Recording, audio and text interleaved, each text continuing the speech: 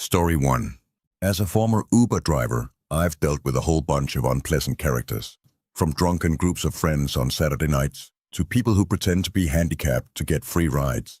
But every so often, you may pick up somebody who can just be classified as a straight-up creep. I've picked up a few of these guys, but never one quite as bad as a guy named Tom. It was a Friday night in December, one of the coldest nights of the year. I had nothing to do, so I figured I'd do some late-night pickups. This was 2 years ago. I was 18 and had a new Honda Accord. My parents kind of spoiled me a bit. I was a very skinny 18-year-old though. That's why my dad told me to always keep a blade in my car, because you never know what kind of nuts are getting into the car. A guy named Tom popped up a couple of miles away by a major shopping area. I responded to his request and started driving in that direction. I pulled up in front of the shopping center, where I saw a group of teenagers hanging out. It looked like trouble. I hoped this Tom guy wasn't part of this group. A bunch of them looked at me in my car as I slowly passed. Eventually, I just hit the gas and went further into the parking lot of the shopping center. I did 2 laps around the whole parking lot until I finally noticed through my left mirror somebody approaching my car from behind. I rolled down my window and called out, "Tom," and he called back, "Yes." I told him to hop in. I had to repeat myself 3 times. And given that all I was saying was hop in very clearly, made the situation very weird from the start. The 4th time he finally understood me and walked slowly around the back, getting into the seat right behind me. Usually the people I picked up would sit diagonally from me, which is what I preferred. When people sat right behind me, it just made me a little paranoid sometimes, especially when the person seemed kind of creepy. This guy was old. He had to be in his upper 40s. "Where to?" I asked him.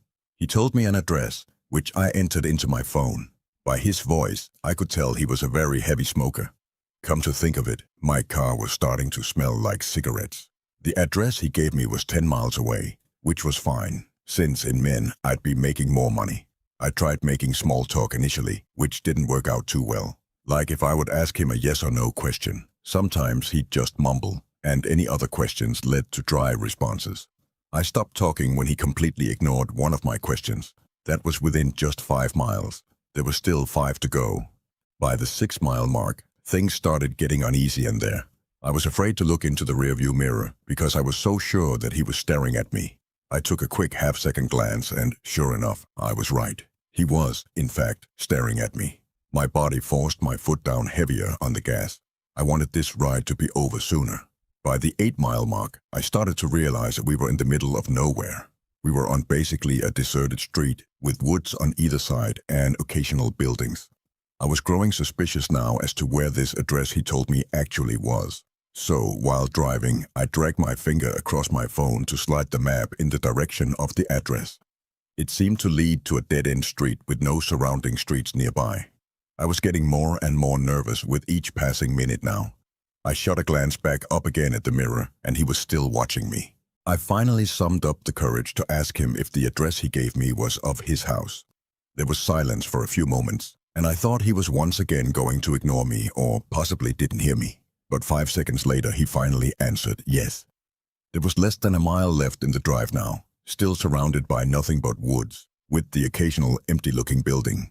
I was approaching the dead-end street that the address he gave me resided on, hoping some houses would come into sight. As the street came up, I slowed down so I could get a good look at it, but nothing could be seen, just pitch blackness. I could only imagine why he wanted to get me out here alone, so far away from anybody or anything. I casually kept driving, pretending like I missed it, hoping he wouldn't notice. But he did. Instantly, he hopped out of his seat and yelled at me to turn around. Honestly, I felt like my life was on the line. So I apologized and did a quick 3-point turn as I was preparing for something to happen. As I turned down the dead-end road, my headlights now displaying just what I thought I would see, nothing but trees on either side. I made it to the end of the road. Not a single house or building on the road. I just knew something was about to go down. I was just trying to physically and mentally prepare myself for it. Suddenly, he said in as soft as a voice as he probably could, "Thanks for the ride." I wasn't even thinking about money at this point. He opened his door, but before stepping out, he said, "Could you get out of the car for a second? I need help carrying my bag. I have a bad back." But he didn't have a bag. I knew he didn't. He didn't come in with one. I replied, yeah, sure. Let yourself out, and I'll help you in a sec. The shakiness in my voice was too obvious. What happened next? I never imagined what would have happened. All of a sudden, I felt pressure on my neck. It took me at least a second before I could realize he was choking me from the back seat. Immediately, I drilled the blade into his left arm, and he screamed in pain, releasing his grip on my neck. He fell out of the car and onto the street, and I took that opportunity to turn the car around and practically floor it down the street until I returned to a busy road. I actually didn't end up calling the cops. I was just too scared to do anything but drive home. And by the time I got home, I just wanted to go to sleep and forget about it. Needless to say, I resigned from my Uber driving days after this incident. Story 2. In 2014, I frequently used the Uber app because I wasn't able to drive for 12 months due to some DUI charges. Just a stupid mistake overall. There's this nightclub bar in my town that I would sometimes go to on the weekends with my friends. Sometimes I would get a ride home with a designated driver if we had one, and sometimes we would catch an Uber. This night, I wasn't feeling too great, so I left a little early. It was somewhere between 1 o'clock and 2 o'clock in the morning, and it was way too cold to walk home, so I called for an Uber. A guy nearby named Alex popped up, and I got to be honest, he was a little creepy looking. He was older, didn't really smile in his picture, and he had a grayish goatee with a black beanie cap on. He was only 2 miles away, so I didn't really care. It said he had a Chevy Malibu, which sounded nice, so I requested he come pick me up.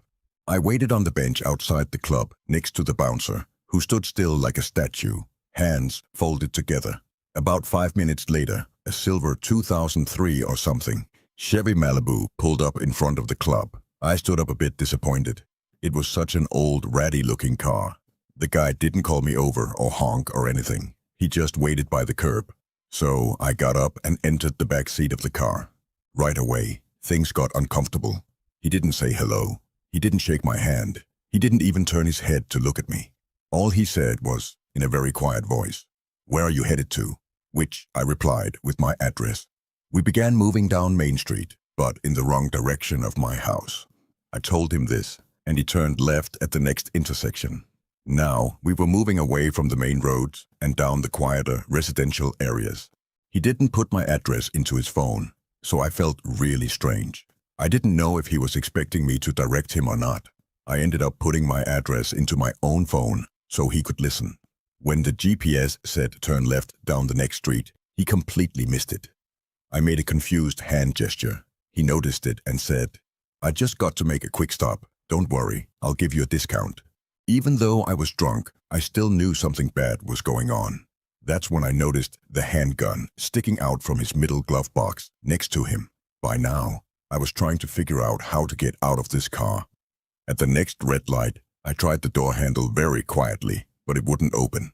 I saw that the child lock was on, and from this point forward, my heart was racing. The man was driving as far out of the direction of my house. We must have been 2 towns over by now. I was getting desperate. I couldn't call the cops because I didn't know what this guy might do. I figured my best option would be attempting to flick the trial block switch next to him by the front seats. I had to somehow slide over to the opposite side of the back seat behind him without him noticing. This was one of the most tense moments of my life. I lost my sight on his head through the rearview mirror, making sure he wasn't looking. I very casually slid behind him. Thankfully, he didn't notice. Now came the scariest part. I had to reach for the button up front at the next red light before he could do anything. Each light we passed, I felt more and more tension build up as I was waiting for one of them to turn yellow. And eventually, one finally did. He slowed the car at an intersection that would usually be busy during daylight hours. It was a perfect escape point. The car came to a stop. I knew this light wasn't very long, so I had to be quick. A car was stopped at the opposite side of the intersection, which made me feel a little better. With all my courage, I reached my hand up to the lit-up child lock button, and I must have startled him because he jumped 2 inches out from the seat. He screamed at me, and as I feared he would, he went for the gun right next to him. I was able to open the door and flee to the nearby Cadillac Escalade. where I banged on their windows, asking for help. They drove off, completely avoiding me. But it didn't matter, because the man in his Chevy Malibu was already gone down the block. I ran into a nearby grocery store that was open 24 hours, where I called the taxi this time. This was a very sobering experience, because I don't remember being drunk at all in that store or during the taxi.